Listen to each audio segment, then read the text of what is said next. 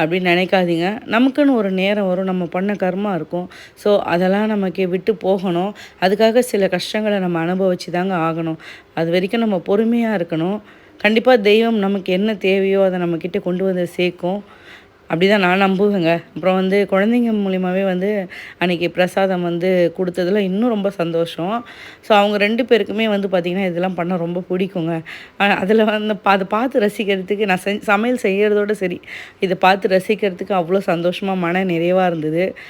பூஜையே ரொம்பவே நல்லா முடிஞ்சதுங்க.